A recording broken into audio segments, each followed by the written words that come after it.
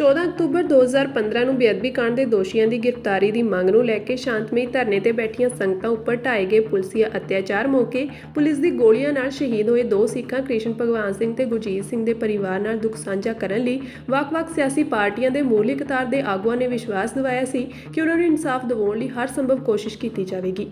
ਪਰ ਹੁਣ 8 ਸਾਲ ਬਾਅਦ ਵੀ ਅਨੇਕਾਂ ਜਾਂਚ ਕਮਿਸ਼ਨਾਂ ਅਤੇ ਜਾਂਚ ਏਜੰਸੀਆਂ ਦੀਆਂ ਰਿਪੋਰਟਾਂ ਦੇ ਬਾਵਜੂਦ ਵੀ ਪੀੜਿਤ ਪਰਿਵਾਰ ਸੰਘਰਸ਼ ਦੇ ਰਾਹ ਤੇ ਹਨ। ਰਾਹੁਲ ਗਾਂਧੀ, ਅਰਵਿੰਦ ਕੇਜਰੀਵਾਲ, ਭਗਵੰਤ ਸਿੰਘ ਮਾਨ, ਕੈਪਟਨ ਅਮਰਿੰਦਰ ਸਿੰਘ, ਸੁਖਬੀਰ ਸਿੰਘ ਬਾਦਲ, ਪ੍ਰਤਾਪ ਸਿੰਘ ਬਾਜਵਾ, ਵਿਜੇ ਸਾਂਪਲਾ, ਸੁਖਪਾਲ ਖਹਿਰਾ ਵਰਗੇ ਦਰਜਨ ਤੋਂ ਜ਼ਿਆਦਾ ਅਜਿਹੇ ਹੋਰ ਆਗੂਆਂ ਦਾ ਜ਼ਿਕਰ ਕੀਤਾ ਜਾ ਸਕਦਾ ਹੈ ਜੋ ਚੱਲ ਕੇ ਪੀੜਿਤ ਪਰਿਵਾਰਾਂ ਦੇ ਘਰ ਆਏ ਸਨ। ਇਸ ਤੋਂ ਇਲਾਵਾ ਗੈਰ ਸਿਆਸੀ ਸਿੱਖ ਸੰਸਥਾਵਾਂ ਤੇ ਪੰਥਕ ਜਥੇਬੰਦੀਆਂ ਦੇ ਆਗੂਆਂ ਨੇ ਵੀ ਇਨਸਾਫ ਦਿਵਾਉਣ ਲਈ ਹਰ ਤਰ੍ਹਾਂ ਦੀ ਕੁਰਬਾਨੀ ਕਰਨ ਦੇ ਦਾਅਵੇ ਕੀਤੇ।